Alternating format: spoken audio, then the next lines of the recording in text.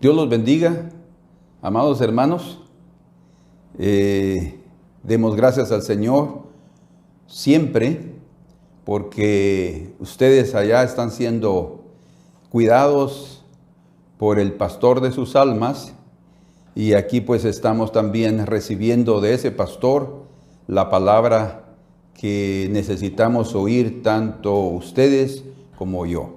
Entonces, agradezcamos a través de orar por esa benevolencia y ese cuidado divino.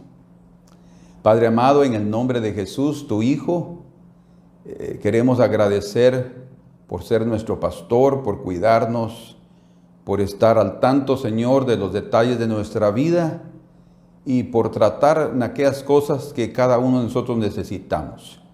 Nadie, independientemente de las diferencias que hay en cada uno de nosotros, se escapa del escrutinio divino, se escapa del ojo divino. Señor, cúranos de tal manera que aquellas cosas que están oscuras sean iluminadas, las que están torcidas sean enderezadas. Te lo pedimos en el nombre de nuestro Señor Jesucristo. Amén. Gloria al Señor. El título de nuestro mensaje de hoy es Conducido por Jesús, o dirigido, ¿verdad? Pero es el verbo que estoy usando es conducido por Jesús, alguien que está sirviendo como de guía.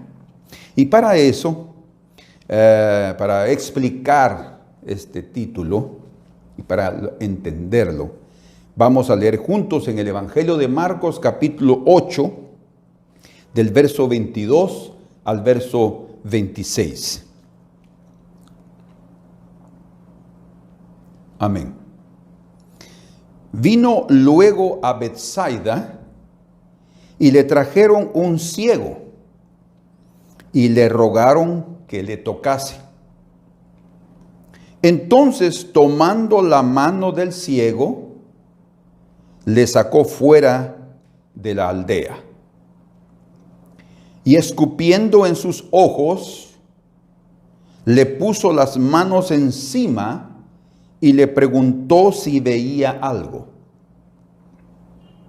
Él, mirando, dijo: veo los hombres como árboles, pero los veo que andan.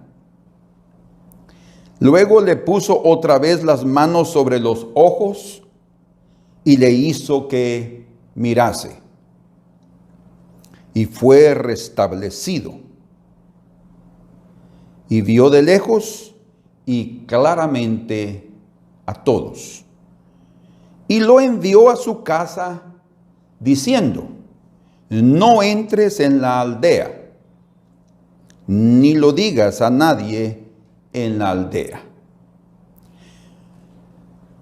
Este pasaje es tratado únicamente aquí en este evangelio de Marcos, no está en los otros evangelios. Y es muy significativo porque aquí veremos la forma como el Señor trata a este hombre, el método, podemos decir también así, que Él utiliza para curarlo. De hecho, podemos decir que en todas las curas que el Señor operó entre los ciegos, ninguna de ellas fue igual. En Marcos, aquí en este capítulo, en este libro y en el capítulo 7, o sea, en el anterior, en el verso número 31 al 37, encontramos también la cura del sordomudo. Y en este caso, el Señor también usó la saliva, o como dice aquí en el verso 33, escupiendo tocó su lengua, dice. O sea, Él también escupió en este caso, pero fue diferente también porque la necesidad era otra, la enfermedad era otra, ¿verdad? Imagínense que colocó los dedos, dice, en sus oídos. en sus oídos, en las orejas, mejor dicho, metió los dedos en las orejas del sordomudo y escupió su lengua, y escupiendo tocó su lengua, dice. Probablemente escupió, agarró su saliva, se la puso, o si lo hizo de la otra manera como lo estamos pensando, pues el Señor así lo utilizó por alguna razón que tal vez otro día podemos verlo. Entonces vemos aquí alguna semejanza entre esta cura usando la saliva como en esta otra, en el caso de este ciego. Ahora, cuando vemos desde el inicio del versículo 22, dice que él vino luego a Betsaida. ¿Por qué dice así? Bueno, pues es la continuación de su viaje después de haber alimentado a los 5,000 en las cercanías de la aldea de Betsaida. Ahí fue donde sucedió en Galilea la alimentación de estos 5,000 que aparecen aquí en el capítulo número 8. Perdón, aquí son los mencionados los 4,000, estos 4,000. Y después de que sucedió ese milagro, él vino a la aldea, porque quedaba próxima, de Betsaida. Betsaida quiere decir casa de pesca o casa de la pesca. Y era una aldea de pescadores, por eso se llamaba así, o sea, se inició de esa manera. De hecho, en otras partes de la Escritura, creo que en Lucas, es llamada de la ciudad de Betsaida, porque ya en aquella época, pues ya era una ciudad, pero cuando se fundó, era llamada la casa de pesca. O sea, era una villa pequeña donde los pescadores se radicaron para poder de allí salir al lago y pescar. Entre los moradores de esa aldea están registrados en la Escritura que era Natanael, que era de Betsaida, dice en Juan capítulo 1, verso 44, y capítulo 12, verso 21, también menciona de Pedro y Andrés. O sea, de 3 discípulos sabemos que eran nativos de Betsaida, de la casa de pesca: Natanael, Pedro y Andrés.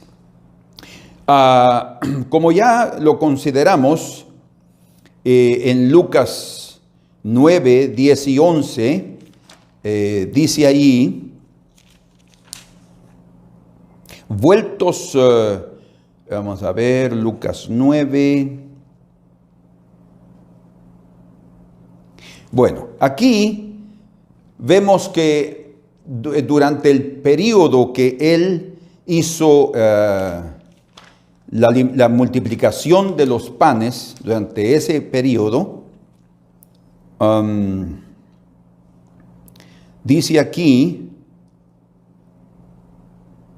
en el capítulo 9 de Lucas, por un momento me olvidé de lo que quería decir, pero es este punto aquí. Lucas 9, versos 10 y 11, dice, vueltos los apóstoles, le contaron todo lo que habían hecho, y tomándolo se retiró aparte a un lugar desierto de la ciudad llamada Betsaida. Aquí se menciona la ciudad y un lugar desierto, o sea, un poco alejado de Betsaida. Y cuando la gente lo supo, le siguió. Ahí fue donde vino la alimentación.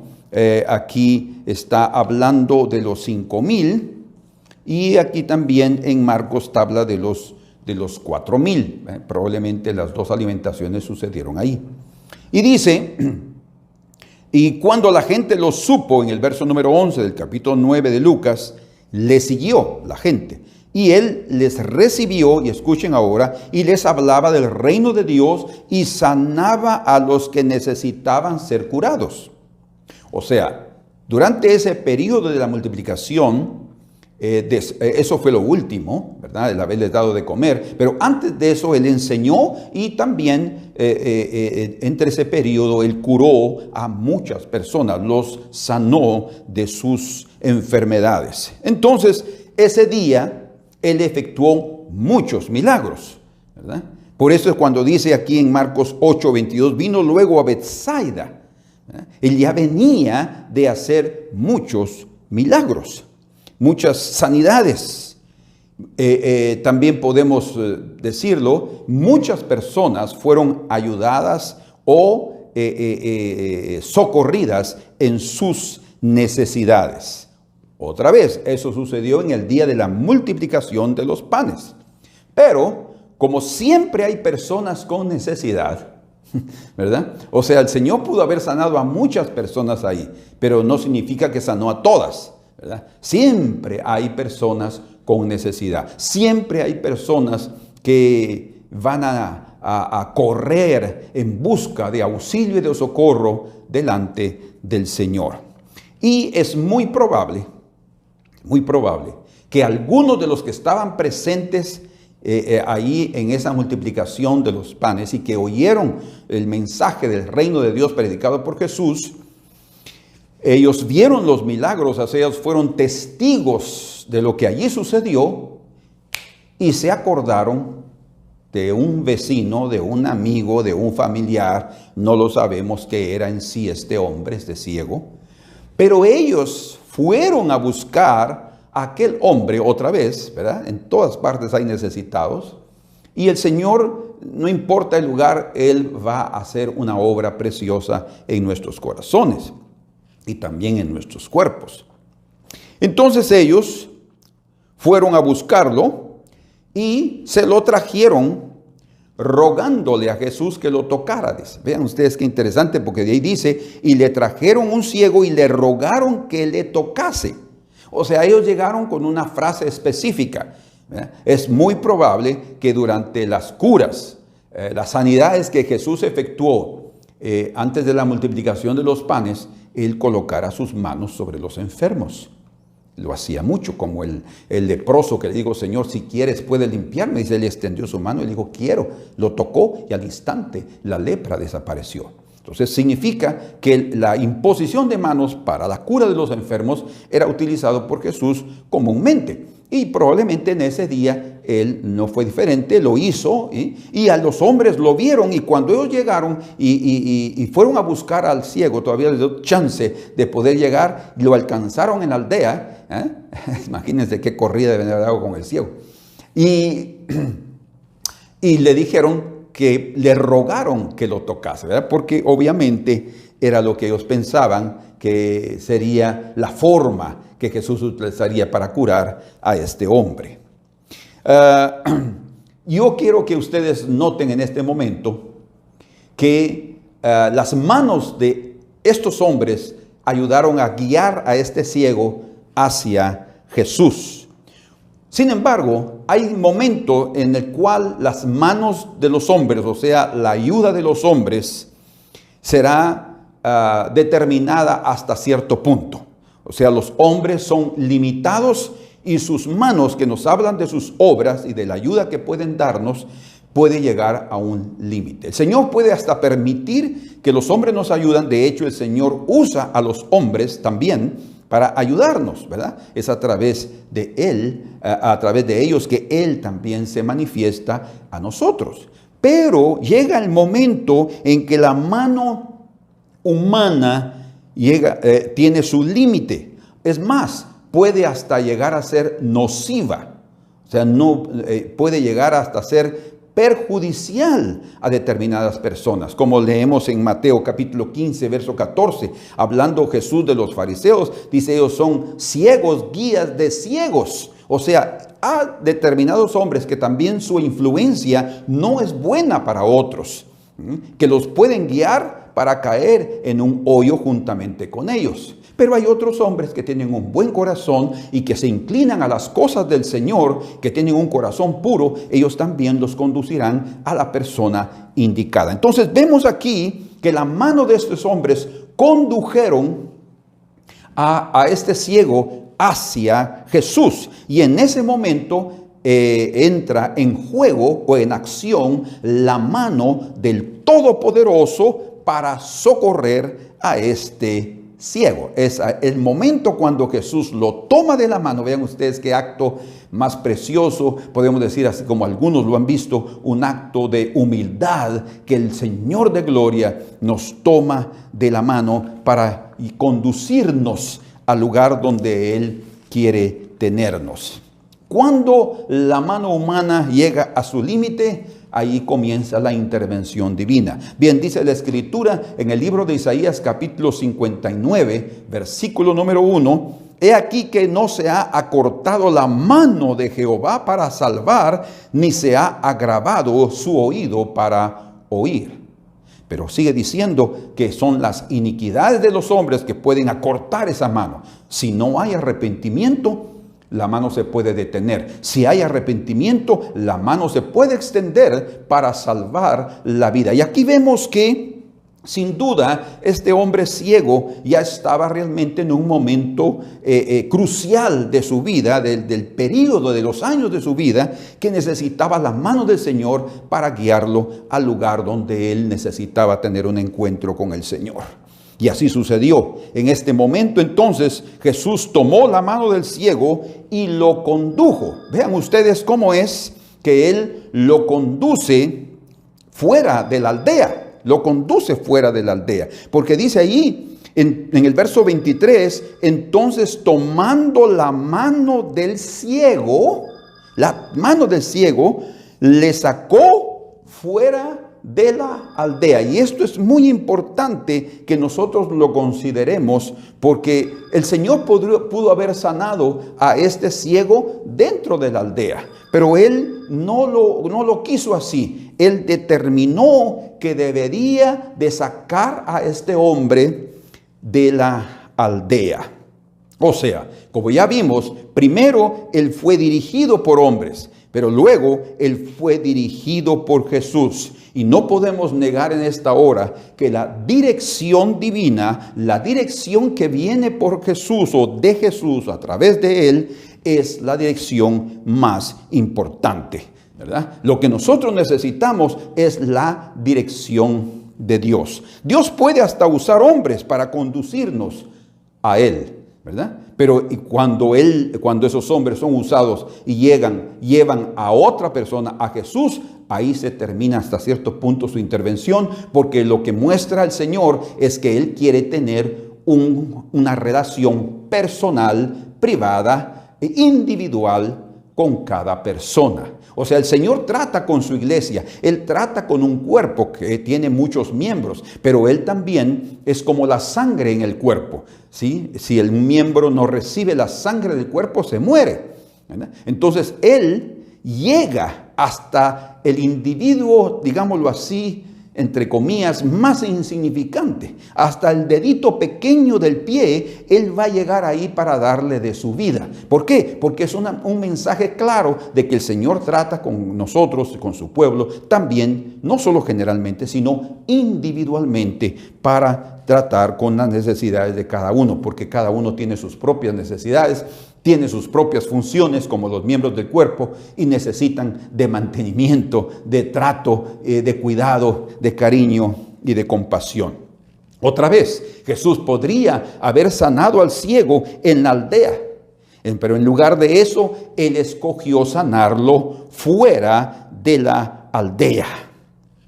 Así como lo hizo con el sordo mudo que nosotros leímos aquí en el capítulo 7. Dice, le trajeron un sordomudo y tartamudo y le rogaron que le pusiera la mano encima. En el verso 33 dice, y tomándole aparte de la gente. O sea, lo que vemos aquí es que también el Señor quiso hacer este otro milagro fuera de la influencia de las personas.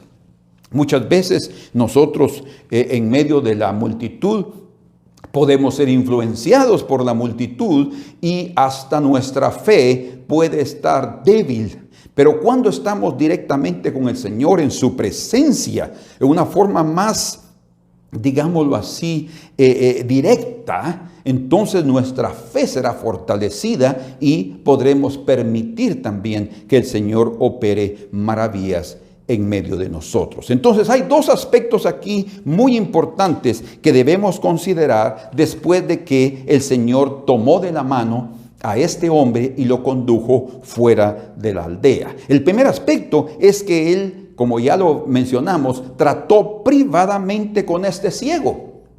Y no hay duda que esto es parte del amor de Dios, es parte de la sabiduría de Dios y también es parte de la diversidad de Dios, ¿verdad? Porque aunque todos tenemos problemas, muchas veces los problemas de fulano no son los mismos problemas de Beltrano, ¿verdad? O del otro, de Sutano, ¿verdad? No son los mismos problemas. ¿Por qué razón? Porque aunque vivimos circunstancias semejantes, nosotros vamos a enfrentar los problemas de una diferente manera, debido a también que cada corazón tiene una forma diferente de enfocar cada problema. Entonces, por eso es que hay una variedad y el Señor toma su tiempo para hacerlo, ¿verdad? Como dijimos al principio, las curas que Él efectuó con los ciegos fueron preciosísimas, pero cada una de ellas fueron diferentes. ¿Por qué? Para que el Señor, para que nosotros entendamos que el Señor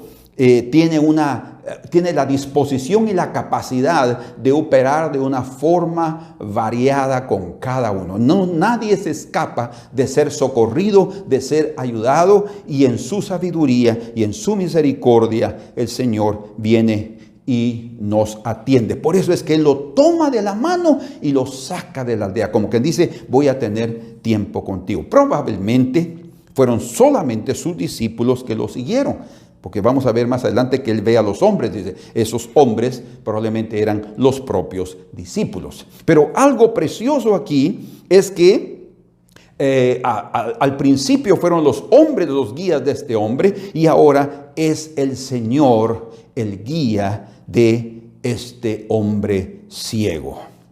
No, esto es una forma también de manifestar su compasión, ¿verdad? No solo su humildad, sino también su compasión. Hablando del siervo Job, de Job, el patriarca, dice en el libro de Job, en el capítulo 29, Job recuerda algo muy importante de su vida, y dice ahí en el capítulo 29, en el verso 15, yo era ojos al ciego y pies al cojo. ¿Qué es lo que está diciendo aquí? Bueno, que Él era un guía a los que no miraban, tanto físicamente como espiritualmente, ¿verdad? Él les ayudaba a poder ver, a poder tener sabiduría, a poder tener entendimiento, a resolver sus problemas. La sabiduría de Job era tan especial, tan profunda, pero al mismo cuando se tiene una sabiduría profunda es porque también se ha tenido un aprendizaje en las cosas más mínimas, ¿verdad? En los detalles de la vida. Entonces Él podía tanto ayudar a los viejos como a los jóvenes como a los niños, cualquiera que necesitaba de entendimiento. Entonces vemos aquí la compasión de este hombre Job dirigido a los necesitados, ciegos y cojos. Y bueno, nuestro Señor también es, y principalmente, el Dios de compasión, ¿verdad? Un Dios que ha mostrado su amor, y por eso lo vemos tomándolo de la mano a este hombre y dirigiéndole al lugar donde Él se iba a manifestar de una forma bien personal. Bendito sea el Señor. En el libro de Isaías también vemos resaltado este aspecto, vemos confirmado esto, hablando sobre el siervo de Jehová en el capítulo 42, en el verso número 16, dice allí: y guiaré a los ciegos. Dios es nuestro guía. Guiaré a los ciegos por camino que no sabían. Vean ustedes que con este ciego el Señor lo toma de la mano y lo conduce fuera de la aldea. Pero no solamente a un lugar que él no conocía, pues obviamente ya estaba ciego por mucho tiempo. Vamos a ver por qué te estoy diciendo esto.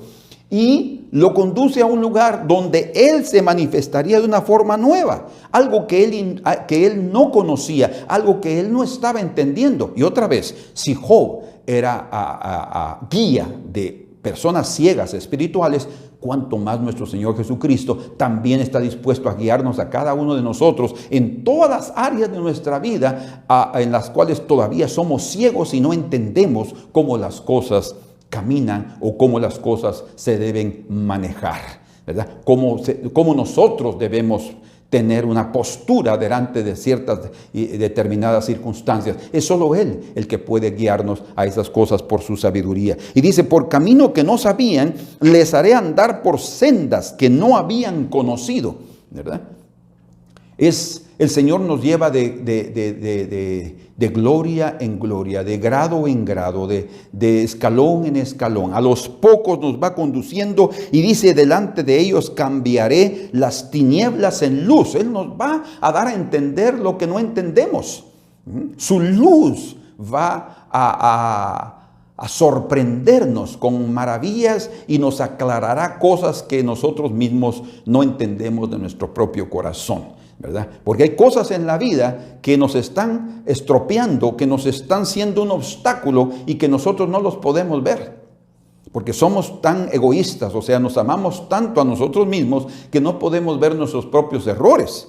Creo que es una de las razones por las cuales el salmista David oraba, líbrame de las cosas o de los errores que me son ocultos, cosas que yo no puedo ver, pero que tú sí puedes ver, Señor, y que en tu sabiduría y tu compasión puedes tratar conmigo y hacerme entender. Este ciego, además de ser un ciego físico, habían cosas en su alma que él necesitaba entender, y esas cosas muchas veces necesitan ser tratadas con privacidad. Y eso es lo que el Señor hizo con él. Dice, y lo escabroso en llanura, estas cosas les haré y no los desampararé. Qué precioso. Entonces nuestro Señor es nuestro guía. Y aquí vemos al Señor tomando de la mano a este hombre y conduciéndolo fuera de la aldea. Esto es muy, pero muy importante. Bueno, el trato personal puede suceder, y de hecho el Señor lo hace. Yo esta semana oí la historia de una mujer que iba a suicidarse ahorcándose. Y ella cuenta en una radio cómo es que ella ya estaba en su casa sola, preparando la soga para colgarse. Ella estaba desesperada, muy desesperada de su vida, imagínense, y vio como última y como única alternativa quitarse la vida para acabar con su sufrimiento. Entonces, en cuanto ella ya había preparado la soga, la cuerda, y ya estaba a punto de ejecutar ese suicidio, ella recibe una llamada de teléfono a través del celular. Y el celular comenzó a sonar insistentemente, y ella dijo, no voy a responder. Pero al final dijo, bueno, esta persona que me está llamando será la última en oír mi voz. Entonces viene ella y respondió el celular, dijo aló, de una forma bien grosera y afectada como ella estaba. Y entonces se dio cuenta que del otro lado de la línea estaba una pareja. Eran dos personas, un hombre y su esposa, que habían trabajado para ella, la conocían. Y la llamaron y le dijeron, fulana, ¿estás bien? Sí, dijo ella, ¿verdad? Pero imagínense cómo se encontraba. Sí, estoy bien, dijo. Pero ¿estás sola en casa? Pues claro que estoy sola. Ella respondiendo de una forma grosera y desesperada y queriendo acabar con la conversación. Pero estas personas insistieron y le dijeron, pero mira, de veras no necesitas algo, porque nosotros recibimos una llamada tuya. ¿Cómo? ¿Ustedes recibieron una llamada? Sí, de tu celular. Por eso te estamos devolviendo la llamada. ¿Y cómo si no hay nadie aquí conmigo? Bien, ahí hay alguien contigo. No, le digo, no hay nadie, estoy sola. Imagínense, hermanos. ¿Y cómo fue? Dice, sí, nosotros recibimos una llamada de tu celular ahora mismo y un hombre nos habló y nos dijo, y nos mencionó nuestro nombre y dijo, miren, yo soy Ángel. No dijo yo soy Ángel, su nombre era Ángel, ¿verdad? Yo soy Ángel y estoy aquí en la casa de fulana y ella necesita ayuda. Y entonces ellos, sensibles en sus corazones, inmediatamente la llamaron porque la conocían y le dijeron eso. Cuando la mujer que iba a cometer suicidio oyó lo que estas personas estaban contando, ella cayó de rodillas, reconociendo que Dios intervino enviando un ángel de los cielos sin que ella lo viera para impedir que ella se suicidara. Ahora, pues, gracias a Dios, se salvó. Y yo espero que continúe creyendo en lo que Dios, en la salvación de Dios y en el cuidado que Dios hizo en su vida. Pero Dios también usó a estas personas. Después dice que ellas llegaron inmediatamente, se fueron de donde estaban en el interior de la ciudad, en su carro, hasta la casa de la señora que ellos conocían, y llegaron ahí a auxiliarla ya humanamente. Dios usando también sus vidas para confortarla y levantarla de aquel momento difícil. Pero aquí hay una intervención. El Señor la libró milagrosamente de ese suicidio. Pero, escuchen esto, hay casos, o han habido casos, y habrán casos, y serán muchos, que los que se suicidan consiguen su objetivo. Podemos preguntarnos, ¿y por qué Dios no intervino?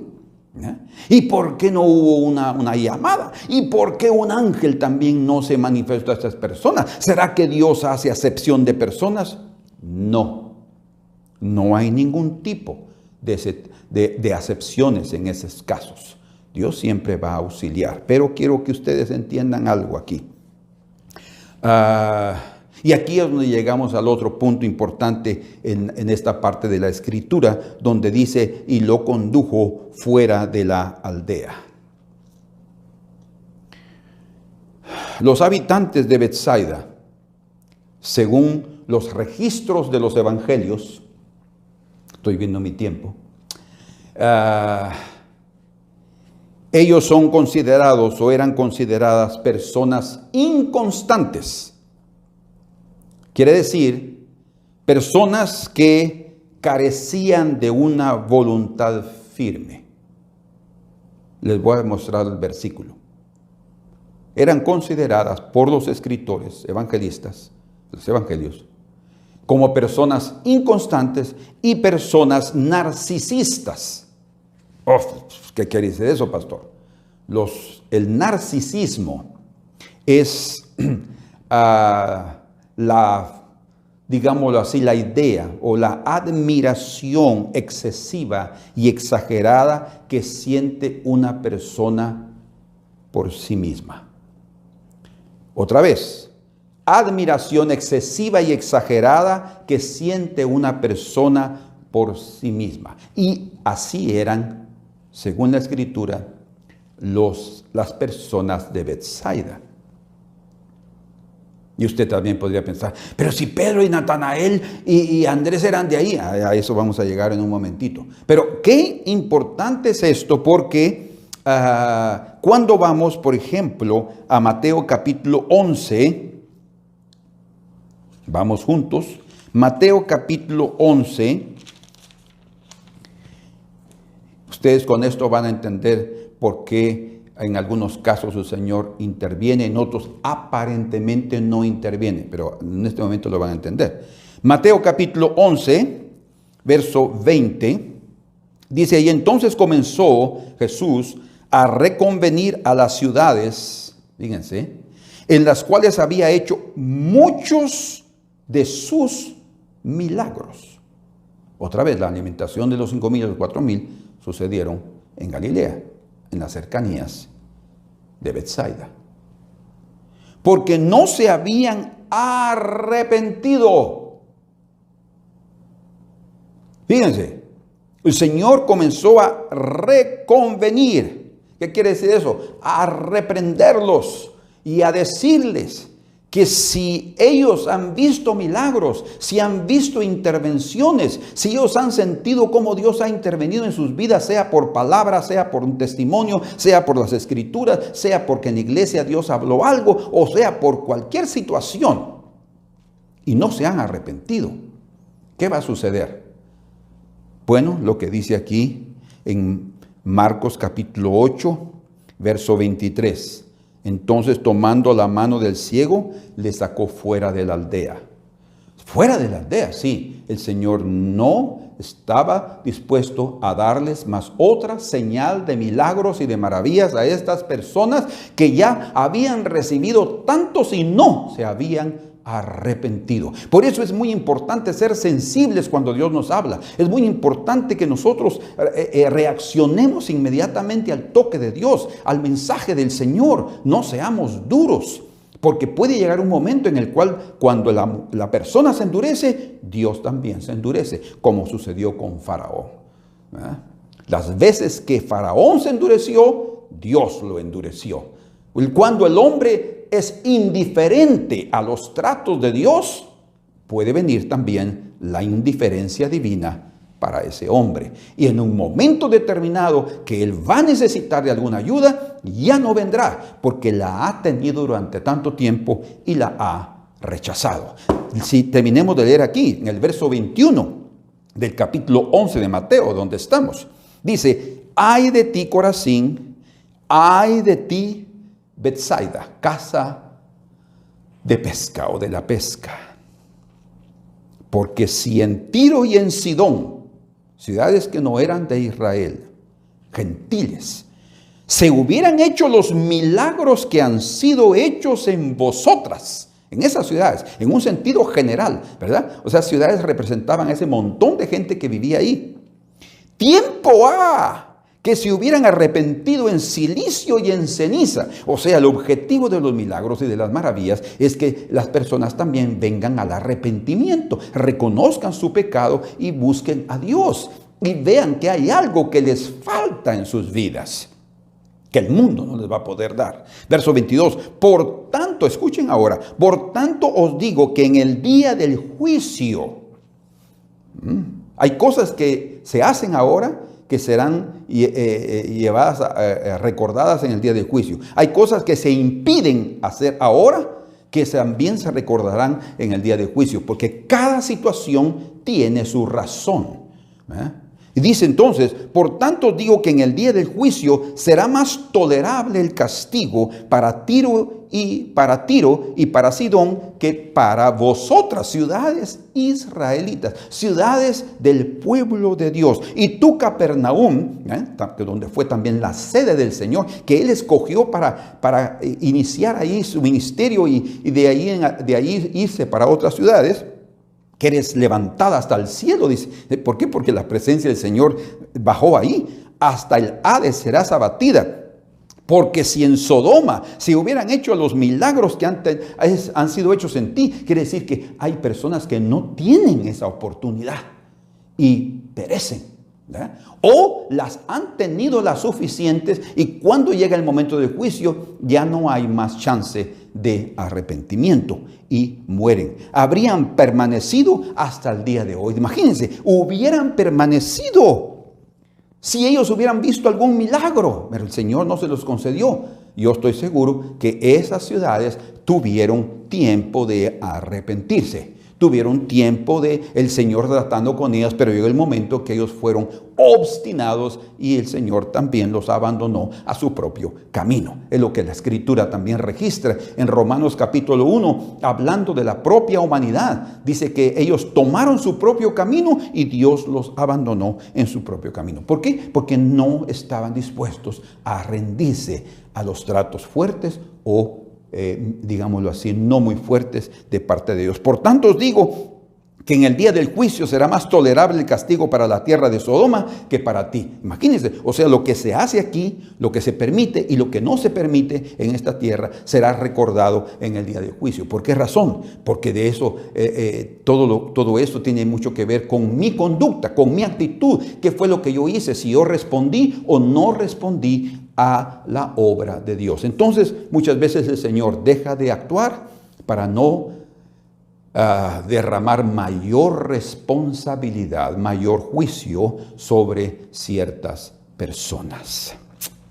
Entonces, los habitantes de Betsaida eran personas inconstantes y narcisistas, amantes muchos de sí mismos. No creían, la mayoría de ellos no creían en el Señor.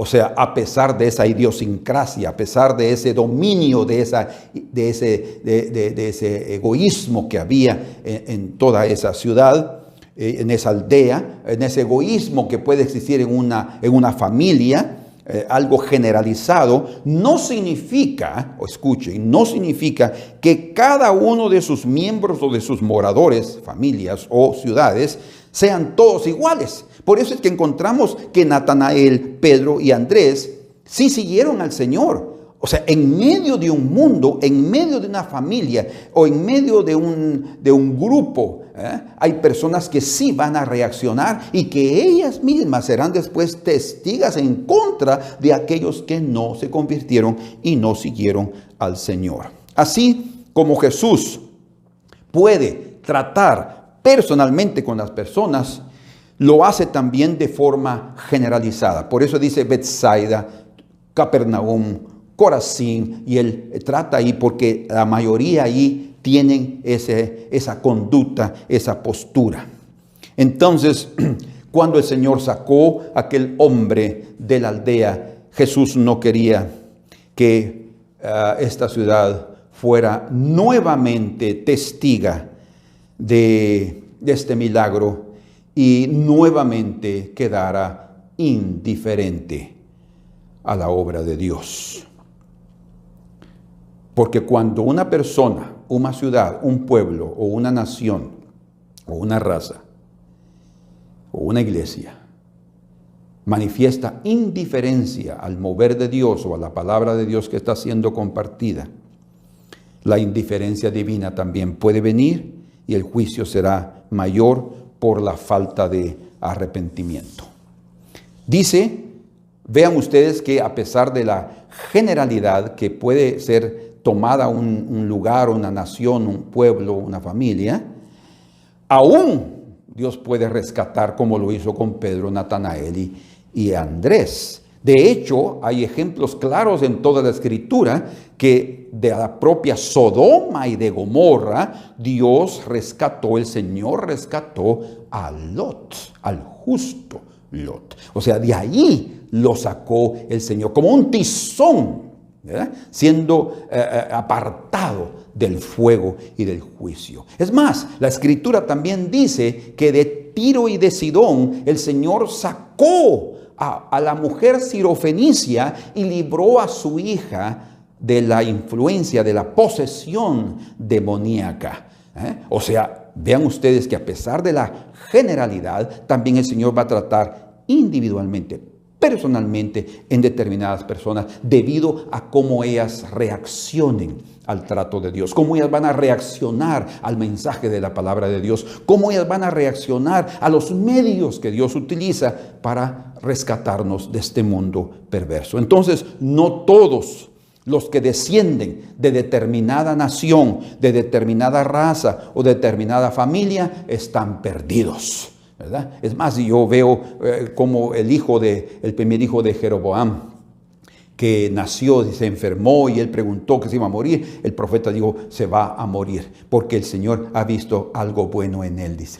Imagínense, ha visto algo bueno en él. En ese niño, el Señor lo estaba llevándose. Algunas personas piensan, ¡ala, qué injusto Dios que se llevó a un niño y no le permitió seguir viviendo! No, lo que el Señor hizo fue, no permitió que la influencia de ese padre perverso afectara la vida de este niño y lo perdiera para siempre. Mejor se lo llevó antes de él recibir esa influencia. Eso es sabiduría, eso es conocimiento eterno, la omnisciencia de Dios, y es también misericordia de parte de Él. Ustedes también pueden ver cómo es que los cananeos, hablando de la idiosincrasia de cada lugar, de la ideología que prevalece en ese lugar, los cananeos estaban predestinados por orden divina a ser destruidos. Ustedes deben acabar con todos ellos, dice. Pero de entre los cananeos, aún antes de que Israel entrara a poseer la tierra y conquistar Jericó, el Señor rescató a Rahab, la prostituta, juntamente con sus padres y su familia.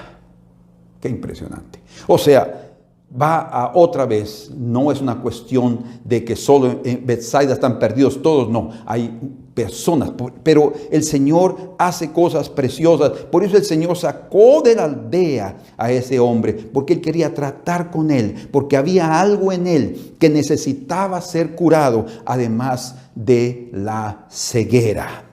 Entonces, Ahora llegamos a la al tercer punto de mi mensaje, porque el primer punto fue, vino a Betsaida y vinieron a él con otra necesidad. El segundo punto, tomó la mano del ciego y lo condujo fuera de Betsaida. Y nuestro tercer punto es Jesús lo sana en 2 etapas. Veamos esto, qué importante es, porque este milagro es el único que se registra, otra vez es Marcos el único que lo menciona y el único que se registra que es de una forma progresiva. Ahora, progresiva, ¿por qué? Nosotros ignoramos por qué el Señor lo hizo así, pero estoy seguro que Él sí conocía la razón por la cual lo hizo de esta manera. Por otro lado, la razón de haber hecho esto en 2 etapas, esta cura, no era por la falta del poder de Jesús, de ninguna manera, ¿verdad? Porque a quien Jesús tenía el poder que con una sola palabra resucitaba a los muertos, ¿verdad? ¿Cómo no podía sanar a este ciego con una sola palabra o con un solo toque de su mano como lo hizo con el leproso? Entonces no era una cuestión de falta de poder de parte de Jesús, sino que tenía algo que ver directamente con el ciego y con la condición de su propio corazón, razón que únicamente Jesús conocía. Por eso él lo agarró de la mano, lo apartó, lo sacó de la aldea para no dar testimonio de la aldea y tratar con él en ciertos aspectos de su vida. Así como el Señor trata también con cada uno de nosotros. ¿Verdad? Es interesante entonces que lo haya hecho de forma progresiva o en 2 etapas. Además, el método que el Señor usó podría parecernos antihigiénico, escupiendo, ¿verdad? Y colocando esa saliva en los ojos del ciego. Sin embargo, lo que muchas personas viven hasta los momentos más vergonzosos, escuchen esto, lo que muchas personas viven, y podemos decir de esta manera mejor, hasta principalmente de los momentos vergonzosos que ellos van a vivir, tratan determinados aspectos de sus vidas, ¿verdad? Muchos de nosotros somos avergonzados en puntos que para nosotros son muy fuertes, nuestro carácter, nuestra inteligencia, nuestra capacidad para resolver problemas, en fin, nosotros podemos tener dones y habilidades que son dados por Dios, pero que muchas veces nosotros ponemos nuestra alta estima, llegamos a un narcisismo, ¿verdad? A exaltar ese punto y a sentir orgullo y hasta satisfacción enorme en ese tipo de cosas. Dios trata también en esos aspectos de cada uno de nosotros. ¿Por qué el Señor hizo eso? Otra vez no está registrado aquí, pero sí es la razón, pero sí está registrado que Él lo hizo de esa manera progresiva, en 2 etapas, específicamente para tratar con aspectos determinados de la vida de este hombre. Así como el Señor trata también con aspectos determinados de nuestra vida, Él se toma su tiempo.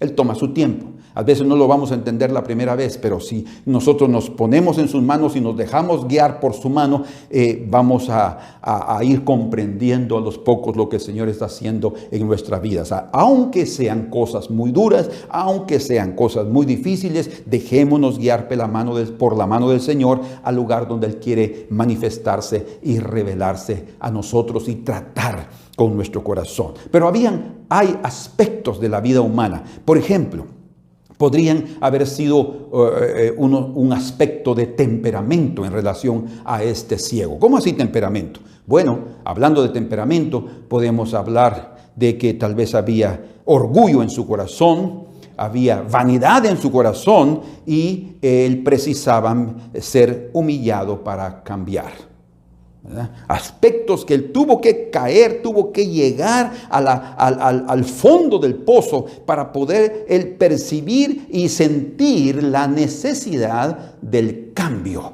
de la necesidad de algo diferente en su vida. Entonces, hay aspectos temperamentales, o de temperamento, de conducta, que el Señor también muestra a los hombres para poder tratar con ellos y ayudarlos a superar esos aspectos. Hay también conceptos de vida, conceptos de la vida. O sea, las personas se forman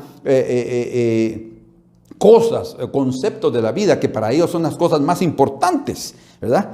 Y no le dan importancia a otras cosas. Para ellos es esto, yo quiero un estatus, yo quiero esto, yo quiero lo otro, y no le dan importancia, por ejemplo, a su familia, ¿verdad? Y se dedican al trabajo, y no atienden, no le dan tiempo a su familia, no pasan tiempo con ellos, no conoce a sus hijos, los hijos crecen solitos, crecen por la influencia de los amigos, de la televisión, de la internet, crecen por la influencia del mundo.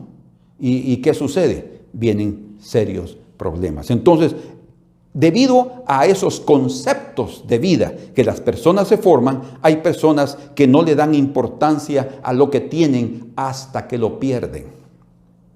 No le dan importancia a lo que tienen hasta que lo pierden. Y así sucedió con este ciego. Por lo visto, él veía antes, porque dice que él veo a los hombres como árboles, dice. O sea, él sí tenía una noción, por lo menos, de lo que él miraba antes, ¿verdad? Porque diferenciaba entre árboles y hombres, porque él decía, y veo a los hombres como árboles, pero que se mueven. O sea, había una diferencia, los árboles no se mueven, los hombres sí, pero él tenía algo borroso, tenía algo oscuro, ¿ya? Por tantos años de haber perdido la visión, entonces él ya tenía formada esa idea en su vida y necesitaba comprender algo nuevo. Por otro lado, también está el aspecto inmediatista. Hay personas inmediatistas, quiere decir, todo lo quieren ya, ¿verdad? Si vamos a ser curados, Señor, cúrame ahora. Otra vez, Dios tiene el poder para curarnos inmediatamente, pero si Él no lo hace inmediatamente, probablemente la razón sea porque nosotros necesitamos ser tratados paulatinamente, porque necesitamos aprender determinadas lecciones o reconocer nuestro amor o la falta de amor por determinadas cosas que nosotros no le hemos dado importancia, ¿verdad? Hay personas que tienen que aprender a cuidar su salud, porque no le dan importancia a su salud hasta que la pierden. Entonces comienzan con sus dietas, entonces comienzan con el cuidado, entonces, ¿verdad? Y comienzan a gastar un montón de dinero en los médicos, porque hasta de último le dan la importancia. ¿Por qué? Porque nosotros necesitamos darle importancia a nuestra salud desde que somos jóvenes. Nuestros padres necesitan transmitirnos a nosotros la importancia del cuidado de comer correctamente, ¿verdad? Independientemente de que después nos enfermemos, digamos, de nada me sirvió. No, nunca podemos decir de esa manera, porque lo que nos corresponde hacer a nosotros debemos hacerlo independientemente de las decisiones que Dios tome sobre nuestra vida. Pero la gente no cuida de su salud hasta que la pierde. Hay personas que no cuidan de su trabajo y no le dan importancia hasta que lo pierden. Cuando ya pasan tiempo sin trabajar, sin recibir un salario, sin recibir una entrada, dicen, pero ¿por qué no cuidé mi trabajo? ¿Por qué? Es que para nosotros necesitamos estar en el trabajo, pero siendo los jefes, no un simple trabajador. Orgullo, vanidad, queriendo algo muy alto que yo podría haberlo alcanzado si yo continuaba siendo firme, fiel y una persona proactiva, colaborando para la empresa como que fuera mía. Era de mi jefe, pero yo voy a hacerlo como que fuera mía, y entonces la persona me va a mantener ahí. Pero hay personas que pierden su trabajo y hasta que lo pierden, entonces perciben cuán importante él era. Hay personas que pierden los bienes porque también no les dan importancia, no administran correctamente, no manejan correctamente sus finanzas y pierden mucho, y solo lo van a descubrir después de perderlo. Y muchas otras personas pierden sus familias a través del pecado, a través de la infidelidad, a través de la inmoralidad, o a través simplemente de ser dejados, de abandonar el cuidado que les corresponde darle a su esposa y a sus hijos, o al esposo y a sus hijos, hablando de la mujer, porque ambos pueden fallar en ese aspecto. Entonces, Miren, hay personas que después están solas, ¿verdad? ¿Por qué? Porque no quisieron vivir en familia, no querían nunca convivir con personas y también tener que lidar con cuestiones de opiniones diferentes. Ya no, si no se acepta lo mío, yo no vivo aquí. No, de ninguna manera. ¿Por qué no vamos a poder convivir si somos familia? Nos vamos a aceptar tal cual somos y vamos a respetar, porque mi libertad termina cuando comienza la libertad del otro. Entonces yo tengo que aprender a tener cuidado en relación a eso. Y muchas personas pierden sus familias y después quieren recuperarlas y les cuesta, como decimos en buen Guatemala, un bigote. ¿Por qué? Porque ellos no tomaron tiempo, fueron negligentes, no trabajaron, no se esforzaron, gastaban el dinero, bebían todo, se andaban con los amigos y solo llegaban en la noche. Y después la esposa, después de años, se cansa y dice, no, yo no quiero nada. Pero mi amor, no quiero nada. Y inician su vida por otro lado. Miren, qué destrucción puede venir porque nosotros no le damos importancia a lo que el Señor nos da. Entonces, este hombre probablemente necesitaba percibir, al ser llevado individualmente, percibir a los pocos, porque recuerden que fueron 2 etapas que el Señor utilizó para curarlo, y también con intensidad, a los pocos y con intensidad, algo, digamos así, reforzado para él, para que él pudiera ver el valor de la visión, el valor que el Señor le había dado de lo que él había perdido, que probablemente tal vez no cuidó. Y como mencionamos, como él vio a los hombres como árboles, quiere decir que él recuperó la vista, y el Señor es un Dios que puede recuperar lo perdido. La Biblia dice en Lucas capítulo 19, verso número 10, porque el Hijo del Hombre vino a buscar y a salvar lo que se había perdido. El Señor rescató al hijo pródigo, lo trajo, lo que se había perdido. Hablando de Zaqueo, lo que se había perdido. Dice, Zaqueo, en medio de su opulencia económica, a pesar del rechazo social, él tenía opulencia económica, pero él se había perdido la vida espiritual. Y en aquel momento el Señor le dio la oportunidad. ¿Pero por qué? Porque también él, en medio de tanto de lo que había oído, hizo algo, subirse al sicómoro, humillarse para poder recibir la palabra del Señor, decirle, hoy voy a morar en tu casa, bájate de ahí, Zaqueo. Entonces, hermanos, hay realmente situaciones en las cuales nosotros necesitamos llegar para poder percibir cuál es nuestra necesidad y realmente tomar otras actitudes. Así el Señor nos restaura, Él restaura lo perdido, pero la razón de restaurar, la razón por qué Él hace eso, es para que nosotros veamos que su intención es que nosotros no olvidemos lo que perdimos, ¿verdad? Con razón, el hijo pródigo está ahí, dice, en medio de los cerdos, comiendo las algarrobas de los cerdos. Dice, ay, en la casa de mi padre. Él recordándose de lo mejor que tenía. Pero también cuando él fue restaurado, era necesario que él no olvidara de dónde el Señor lo había sacado. ¿Para qué? Para mantener una actitud de gratitud, para mantener una actitud correcta en medio del ambiente preciosísimo de su Padre. Nosotros necesitamos apreciar lo que el Señor nos ha dado, pero no debemos olvidar de dónde Él nos ha sacado. De la esclavitud del pecado, de la esclavitud de Satanás, de la perversión y del destino eterno del infierno. De ahí el Señor nos ha rescatado, y esa memoria de esas cosas va a hacer con que nosotros aprendamos a apreciar de una forma intensa y fuerte lo que Él nos está restaurando. Entonces necesitamos recordar las lecciones aprendidas a través de las pruebas, a pesar de que hayan sido bien difíciles. Esas lecciones nos ayudarán a mantenernos firmes. El Señor está dispuesto a restaurar a pesar de nuestros errores. Bien, dice la Escritura en el libro de Ruth. Me llama mucho la atención este texto en el libro de Ruth, capítulo número 4. Vean ustedes qué precioso es el Señor. Ruth 4:10. Dice,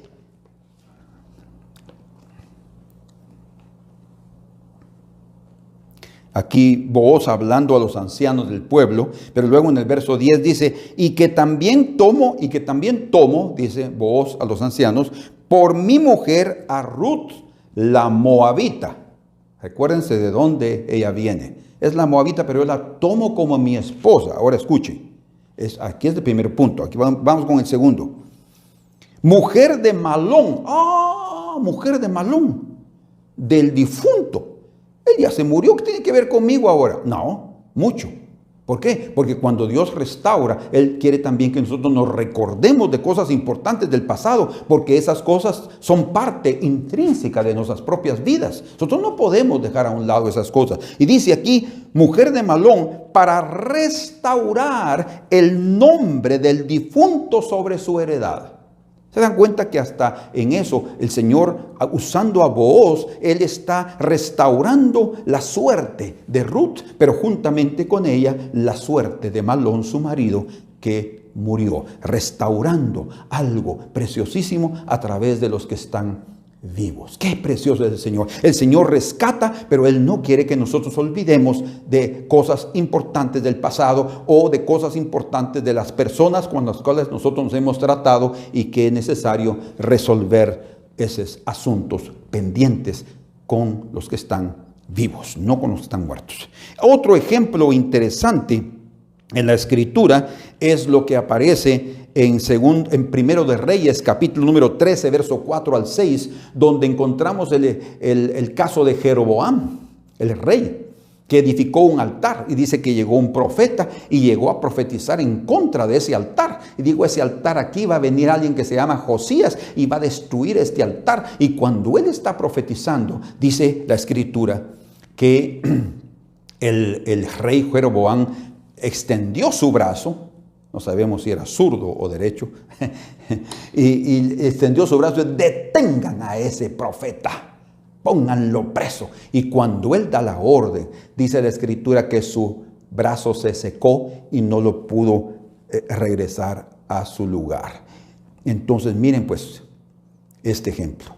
Aquí está él con su brazo seco, meditando en la palabra del profeta, reconociendo el poder de Dios a través de ese profeta, que era la palabra de Dios hablando allí, y que lo que él dijo estaba incorrecto, un periodo en el cual él en ese periodo tenía que meditar en sus caminos. Y entonces, ¿qué hizo? Le pidió al profeta que por favor, él se arrepintió y le dijo, perdona, por favor, ora a tu Dios para que el Señor restaure mi brazo. Después de un tiempo, dice, en ese mismo momento, el profeta oró a Dios y su brazo le fue restaurado. ¿Por qué hizo eso el Señor? Para que ese hombre durante ese periodo que pasó con la mano, con su brazo tieso, muerto, digamos así, resecado, él meditara en sus caminos. Así estaba sucediendo con este ciego. El Señor estaba tratando con él, a pesar de que esas dos etapas fueron en pocos minutos, casi en el mismo momento. Fueron etapas importantes que él necesitaba tener claro en su vida para que ciertas cosas fueran restauradas. Ustedes van a ver a qué estoy yo llegando. Pero en Segundo de Reyes también hay otro ejemplo. Segundo de Reyes, capítulo número 5 y verso número 10, donde dice, entonces Eliseo, fíjense ustedes, Eliseo, hablando de Eliseo y de Naamán, el sirio, que llegó allá para ser curado, le dice en el verso 10, entonces Eliseo le envió un mensajero, ni siquiera él llegó personalmente.